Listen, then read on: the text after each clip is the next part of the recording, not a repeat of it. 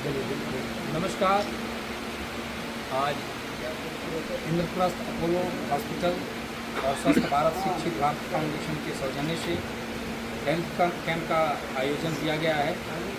इस health camp का उद्घाटन हमारे बड़े भाई छठी मैया फाउंडेशन के चेयरमैन सुप्रीम कोर्ट के वरिष्ठ अधिवक्ता संदीप दुबे जी के हाथों हुआ है और संदीप दुबे जी से मैं बोलना चाहता हूँ कि आप इस परिप्रेक्ष्य में अपनी बात करें।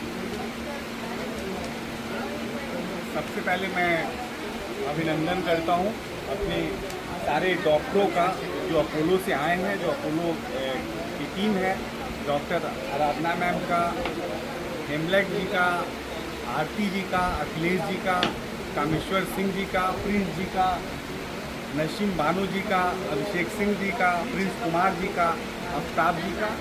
और सबसे महत्वपूर्ण विषय है कि इस तरह के जब आयोजन होते हैं, जिस आयोजन में आम जन की भागीदारी सुनिश्चित हो, और ख़ास तौर से जब प्रधानमंत्री नरेंद्र मोदी जी का जन्म दिवस के अवसर पे पखवाड़ा दिवस चल रहा है, सेवा दिवस चल रहा है, तो हमें संस्कारों की अनुभूति होती है। हमें अनुभूति होती है कि हम अपने समाज का निर्माण कैसे एक दूसरे के सामंजस्य से कर सकते हैं। मैं भूपेंद्र जी का स्वागत करूंगा, इस आयोजन में वो बढ़ चढ़ के हिस्सा ले रहे हैं। अर्जुन मिश्रा जी का स्वागत करूंगा, मनोहर जी का करूंगा, महिपाल जी का करूंगा, रमेश गुप्ता जी का करूंगा, सुजल प्रताप जी का करूंगा, प्रेम प्रकाश जी का करूंगा। और ख़ासतौर से जो ये टेंट और सारी व्यवस्थाएं आज हुई और जिस जगह को हमें प्राप्त हुआ, राजेश सैनी जी का करूंगा, केशराम भाटी जी का मैं करूँगा। और सबसे विशेष मैं इसलिए है कि मुझे जब रविशंकर जी बागी जी का निमंत्रण प्राप्त हुआ तो मैंने इसे अवसर अपना समझा कि ऐसा अवसर है कि बागी जी से लगभग पिछले 20 सालों से मैं जुड़ा हूँ और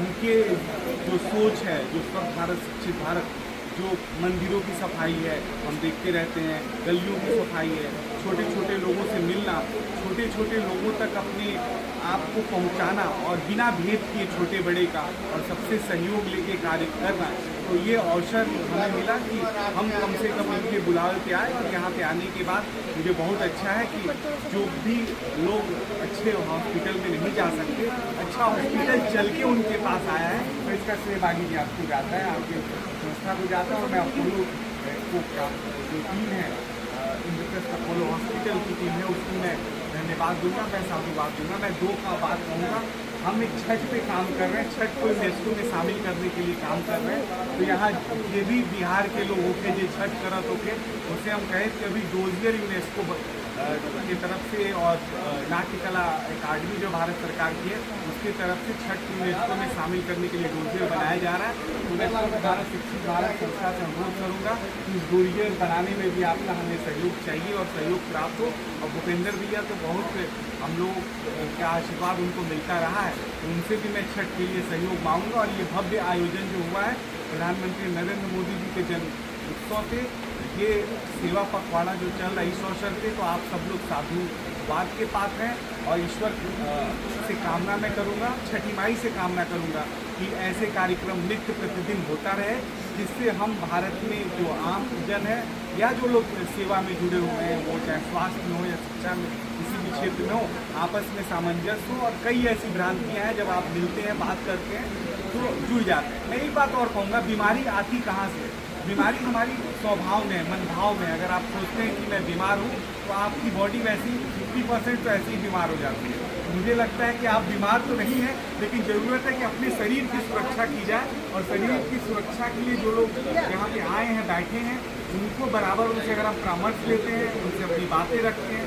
तो बहुत आने वाली भविष्य में बीमारियाँ हैं, जो चुनौतियाँ होंगी, उनसे हम निपट सकते हैं। यही बात कह के रविशंकर जी आपको, भूपेंद्र भैया आपको, और ख़ासतौर से यशस्वी प्रधानमंत्री जी आपका जन्मदिन के उपलक्ष्य में ये पखवाड़ा जो चलाया जा रहा है इस संस्था द्वारा, स्वच्छ भारत शिक्षित भारत संस्था द्वारा, उससे जुड़े सभी कार्यकर्ताओं को, सदस्यों को और परिवार के लोगों को मैं धन्यवाद देता हूँ और सबको जय छठी मैया बोलता हूँ। जय छठी मैया, जय छठी मैया।